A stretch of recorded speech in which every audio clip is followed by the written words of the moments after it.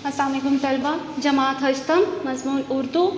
सबक जो आज हम पढ़ेंगे हज़रत उमर बिन अब्दुल अज़ीज़ रहमतुल्लाह अलैह। ठीक है, अभी हम उनके चैप्टर के बारे में थोड़ा सा पढ़ते हैं। ऑन योर पेज नंबर 78 हज़रत उमर बिन अब्दुल अज़ीज़। प्यारे तलबा, जैसा कि आपको पता है कि हमारे तारीख़ इस्लाम में आप सल्लल्लाहु अलैहि वसल्लम के बाद 4 खलीफा एक के बाद दीगरे आए, उनके दौर को हम खिलाफत राशिदा का दौर कहते हैं।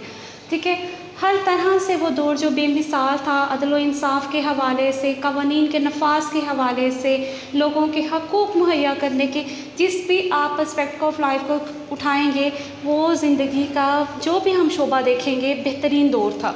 उस दौर के बाद अगर किसी शख्स का, किसी का दौर हुकूमत बेहतरीन कहलाया गया है तो वह हज़रत उमर बिन अब्दुल अज़ीज़ हैं, जिनकी सफ़ात और तर्ज़ हुक्मरानी की बिना पर उनको खिलाफत राशिदा के दौर की तसीही कहा जाता है और उनको उनके हुक्मरानी के तर्ज़ की बिना पर उम्र सानी का ख़िताब भी दिया गया है। हम उनके बारे में थोड़ा सा पढ़ेंगे।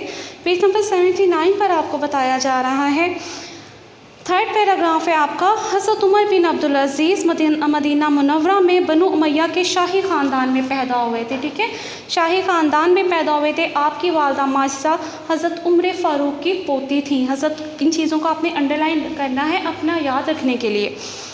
आप खलीफा, उस वक़्त का जो खलीफा अब्दुल मलिक बिन मरवान के भतीजे और दामाद थे। ठीक है, उस वक़्त के खलीफा के दामाद भी थे और भतीजे भी थे। उम्र आपकी जो थी वो 40 साल थी जब आप इस दारे फ़ानी से कूच कर गए। आप ये देखें कि सिर्फ 40 साल की उम्र में उन्होंने कैसे कैसे काम किए कि तारीख़ उनको आज तक याद कर रही है। कितने हुक्मरान गुजरे जिन्होंने बेपनाह शान और शौकत के साथ हुकूमत की, लेकिन तारीख़ में उनको नहीं जाना जाता। लेकिन जो इज़्ज़त और एहतराम सिर्फ 40 साल की उम्र में हज़रत उमर बिन अब्दुल अज़ीज़ ने अपने तर्ज़ हुक्मरानी, अपनी अच्छी आदत, अच्छी हुक्मरानी की बिना पर पाई है, वो किसी को भी नसीब नहीं होती। खलीफा सुलेमान बिन अब्दुल मलिक ने अपनी ज़िंदगी में ही इनको आइंदा खलीफा नामज़द कर दिया था। जब उनकी वफ़ात के बाद इनको खलीफा नामज़द किया गया तो इन्होंने इनकार कर दिया कि मैं नहीं, ये तो तरीक़ा ही गलत है, मुझे मुसलमानों की रज़ा के बग़ैर बनाया जा रहा है, आम मुसलमान मुझे मानेंगे तो। जब आम मुसलमानों ने आपको अपना खलीफा मुंतखब किया तो आपने तारीख़ साज़ खुतबा देते हुए कहा, जो शख्स खुदा की अताअत करे उसकी अताअत वाजिब है और जो खुदा की नाफरमानी करे उसकी फरमाबरदारी वाजिब नहीं।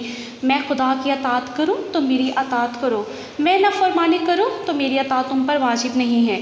यहाँ पर यह भी पहलू देखिए कि खलीफा बनने से पहले हज़रत उमर बिन अब्दुल अज़ीज़ दूसरे बनु उमैया के जो शहज़ादे थे और रूसा और उमरा थे, जो रईस और उमरा लोग थे, उनकी तरह जो थी वो फारूक़ुल बाली की ज़िंदगी गुजार रहे थे ऐश व इशरत के साथ। इसकी एक मिसाल ये है कि जो लिबास आप एक दफ़ा पहन लेते थे उसको दोबारा नहीं पहनते थे। ठीक है, खाना पीना भी उनका आला तर्ज का था, लेकिन जब आप खलीफा बने आपने सब चीज़ों को ख़त्म कर दिया, सादा तर्ज ज़िंदगी को अपना लिया।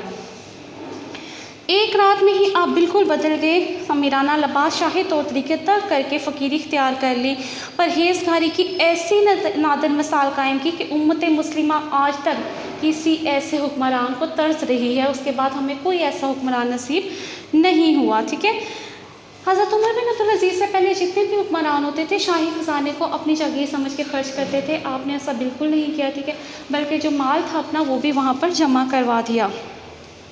बैतुल माल से खर्च के मामले में आपने सख्त असूल अपनाए, सख्ती से अमल भी करवाया। मामूली सी गलती पर भी सख्त आप जो थी वो बाज़पुर्स करते थे। बैतुल माल का सरमाया कभी अपनी ज़ात पर खर्च नहीं किया, अपने ज़ाती काम के लिए कभी चराग का सरकारी तेल भी इस्तेमाल नहीं किया था। ठीक है, आप लोग आपसे पहले जो हुक्मरान थे ना, वो हाकिम और महकूम के दरमियान एक उन्होंने समाजी फ़र्क कायम कर दिया था। आपने हुकूमत में आने के बाद इस फ़र्क को ख़त्म किया। उनकी ताज़ीम के लिए कोई खड़ा हुआ, आपको ये भी पसंद नहीं था, आपने इस चीज़ को भी ख़त्म कर दिया। सादगी की ये मिसाल थी कि जब आप एक दफ़ा बीमार हुए तो खलीफा होने के बावजूद आपके पास पहनने को सिर्फ एक कुर्ता था। आपके जो बीवी के भाई थे वो आए तो उन्होंने कहा कि मैला हो गया है, इसको चेंज करवा दें। तो उनकी बेगम ने कहा कि इनके पास सिर्फ यही एक कुर्ता है, इसी को धोते हैं और इसी को वो पहनते हैं। हज़रत उमर बिन अब्दुल अज़ीज़ किस लिहाज से आम लोग जहाँ खुश थे वहाँ पर उनके अपने रिश्तेदार और बनु उमैया के جو طبقے کے عمرہ تھے وہ بہت ناخوش تھے. انہوں نے کیا کیا؟ انہوں نے آپ کے خادم کو 1000 اشرفیاں، صرف 1000 اشرفیوں کا لالچ دے کے آپ کو زہر دلوا دیا. جب آپ بستر مرگ پر تھے، اس خادم کو پکڑ کر لایا گیا تو آپ نے اس سے حال دریافت کیا. اس نے سب بتا دیا. آپ نے اسے معاف کر کے کہا یہ اشرفیاں بیت المال میں جمع کر دو اور میرے مرنے سے پہلے یہاں سے بھاگ جاؤ. دیکھیں موت کے وقت بھی ان کو دوسروں کا خیال ہے. اس کو کہہ رہے ہیں بیت المال میں اشرفیاں جمع کروا کے میری موت سے پہلے تم یہاں سے بھاگ جاؤ ورنہ یہ لوگ تمہیں مار ڈالیں گے. اسی زہر کی وجہ سے آپ اس سارے فانی سے کوچ کر گئے تھے. ٹھیک ہے، آپ نے جو عمل خیر انجام دیا تھا اس کی وجہ سے آپ اس دنیا میں نہیں ہیں لیکن لوگوں کے دلوں میں اور تاریخ کے اوراق میں ہمیشہ زندہ رہیں گے. ڈیئر اسٹوڈنٹس، آپ کا کویشچن آنسرز ہیں جن کو میں نے یہاں پر لکھ دیا ہے آپ کے آنسرز کو. ٹھیک ہے، پہلا آپ کا سوال ہے شر کی مثالیں کس لیے محفوظ رکھی گئی ہیں؟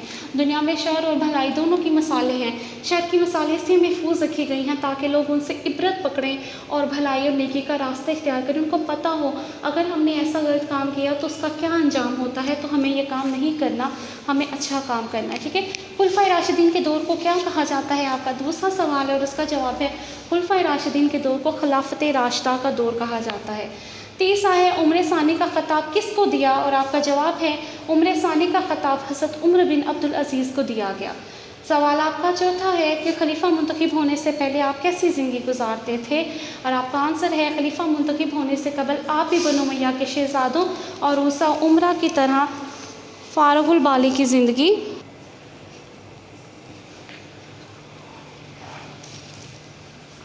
حضرت عمر بن عبدالعزیز دوسرے عمرہ شہزادہ کی طرح فارغ البالی کی زندگی گزار رہے تھے.